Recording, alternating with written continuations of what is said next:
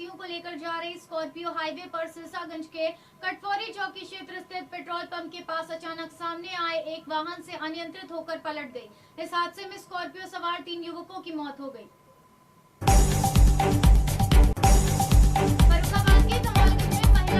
मारकर हत्या करने के मामले में जेठ और ननद के पुत्रों के खिलाफ पुलिस ने मुकदमा दर्ज किया है।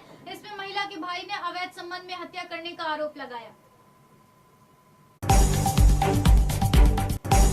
प्रदेश की पंचायती राज संस्थानों को चालू वित्तीय वर्ष 2021 से 22 के लिए संतुलित बुनियादी अनुदान की पहली किश्त के रूप में 1441.60 करोड़ रुपए मिले हैं। केंद्रीय वित्त मंत्रालय के व्यय विभाग ने धनराशि उपलब्ध कराई है।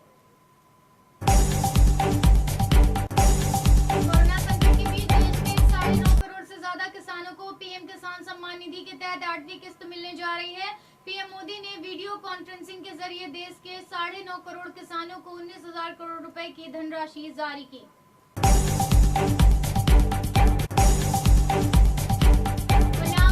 घाट की तरह ही शिवराजपुर का खेरेश्वर घाट भी सैकड़ों लाशों से अटा पड़ा है। गंगा के बीच में और किनारे पर कई शव दफनाए गए। करीब 300 मीटर के दायरे में जिधर भी निगाहें दौड़ाई गई, शव ही शव नजर आए।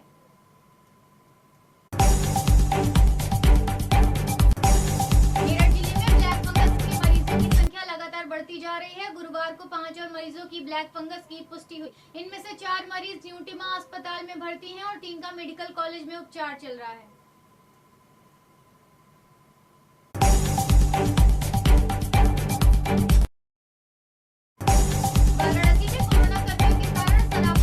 नहीं खुलेंगी, लेकिन शहर के बड़े ज्वेलरी शोरूमों से ऑनलाइन ज्वेलरी और सोने के सिक्के खरीदना संभव हो सकेगा। अधिकतर ज्वेलरी शोरूमों पर सोने के सिक्के ही ऑनलाइन बुकिंग करवा रहे हैं।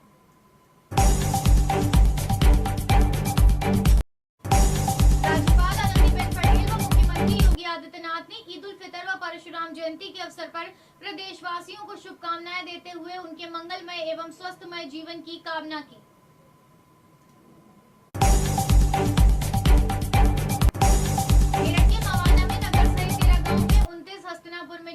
दोराला में 2, सरदना में 17, माचरा में 3 और खरदौदा में 11 लोग कोरोना पॉजिटिव मिले, जबकि दोराला क्षेत्र में एक ही महिला और एक ही पुरुष की कोरोना से मौत हुई। कोरोना वायरस के बढ़ते संक्रमण के बीच यूपी में राहत भरी खबर आई है। यूपी में पिछले 24 घंटों में कोविड-19 के 17,775 नए मामले सामने आए। वहीं इस अवधि में 19,425 मरीज डिस्चार्ज हुए। प्रदेश में अब तक कुल 13,59,676 लोग ठीक हो चुके हैं।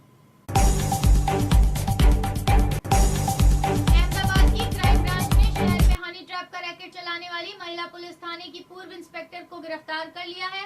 कुछ युवक युवतियों के साथ मिलकर वह फेसबुक के जरिए धनी व संभ्रांत परिवार के लोगों से संपर्क करते थे तथा मेल जोड़ बढ़ाकर शारीरिक संबंध स्थापित करते हैं।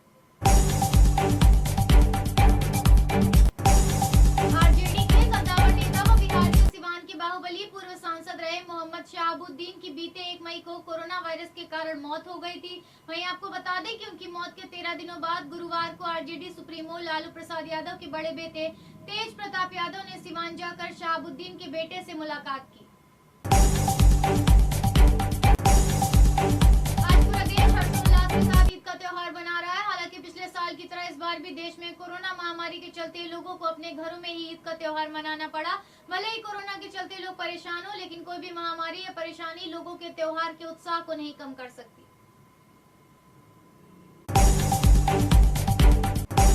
तमिलनाडु विधानसभा चुनाव के दौरान पूरे राज्य में इस बात की चर्चा खूब हो रही है कि आखिरकार रजनीकांत के चुनाव मैदान से हटने से सबसे ज्यादा फायदा किस पार्टी को हुआ। चुनाव से ठीक पहले उनके मैदान से हटने का दिल का दौरा पड़ने से उसे ईश्वरीय संकेत मानने की चर्चाओं के बीच पिछला 1 महीना रजनीकांत ने हैदराबाद में बिताया।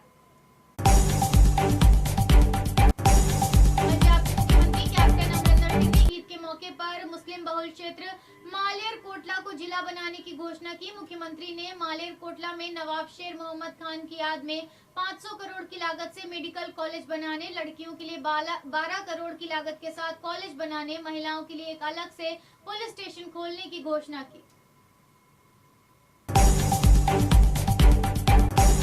देश में वैक्सीन की कमी का असर टीकाकरण पर भी देखने को मिल रहा है। दिल्ली सहित सहित कई राज्यों ने वैक्सीन की पर्याप्त व्यवस्था न होने की वजह से कई टीकाकरण केंद्र बंद कर दिए हैं। इसी का परिणाम है कि पिछले एक दिन में 19 लाख लोगों को ही वैक्सीन लग पाई। महामारी की मार अलग अलग राज्यों में अलग अलग समय पर नजर आ रही है। अभी तक महाराष्ट्र, दिल्ली, यूपी में हालात गंभीर थे, लेकिन अब राज्यों में महामारी का असर बदल रहा है। जिन राज्यों में संक्रमण का असर ज्यादा था वहां नए मामले कम हो रहे हैं, लेकिन जहां पहले कम थे वहां बढ़ने लगे हैं। सीएमओ की ओर से कहा गया है कि प्रधानमंत्री किसान सम्मान निधि योजना के तहत वित्तीय लाभ की 8वीं किश्त जारी होने से 19,000 करोड़ से अधिक का लाभ 9.5 करोड़ से अधिक लाभार्थी किसान परिवारों को मिलेगा।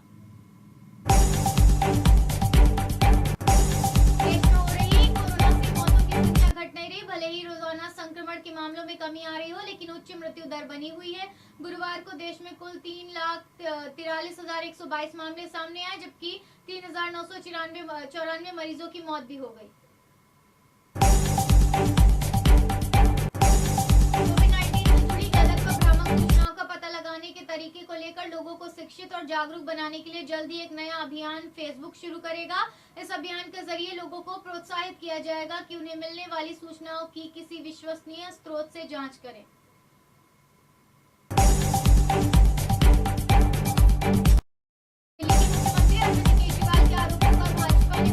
किया है। भाजपा नेता संबित पात्रा ने करारा जवाब देते हुए कहा कि ऑक्सीजन स्टोरेज पर दिल्ली सरकार ने कुछ नहीं किया। पात्रा ने कहा कि अरविंद केजरीवाल के काम करने का तरीका बहुत अनूठा है।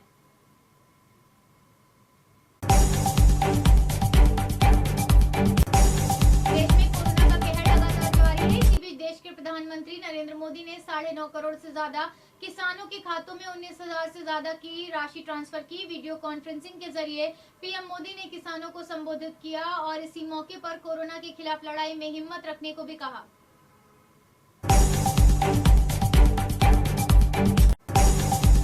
जिला रेल रगौली में कैदी अंशुल दीक्षित ने फायरिंग कर मिराजुद्दीन और मुकीम काला की हत्या कर दी। मुकीम काला पश्चिम यूपी का बड़ा बदमाश था। वहीं पुलिस कार्रवाई में अंशुल दीक्षित भी मारा गया।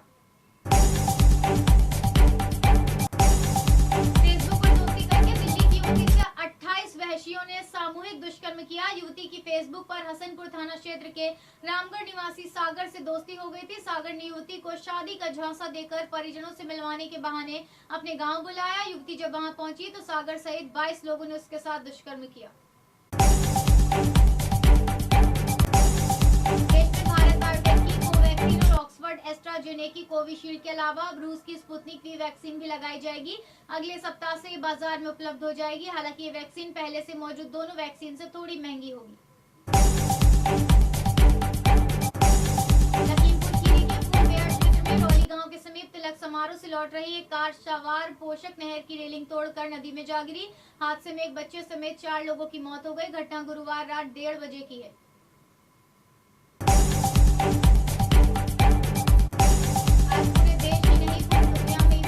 त्योहार बड़े खुशहाली के साथ मनाया जा रहा है। वहीं इस मौके पर राष्ट्रपति रामनाथ कोविंद और प्रधानमंत्री नरेंद्र मोदी ने देशवासियों को बधाई दी।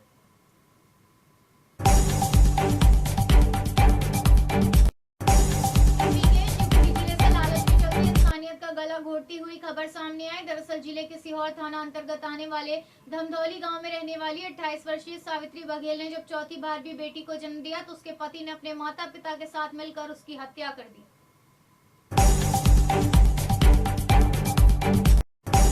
आपदा में दिनों दिन बढ़ती महंगाई ने लोगों के लिए नई मुसीबत खड़ी कर दी है। बढ़ती महंगाई के कारण निम्न व मध्यम वर्ग के लोगों का जीना मुहाल हो गया है। पेट्रोल डीजल की बढ़ती कीमत ने कामकाजी वर्ग की बेचैनी बढ़ा दी है, तो रसोई गैस के दाम में बढ़ोतरी की वजह से महिलाओं को किचन का बजट बिगाड़ दिया है।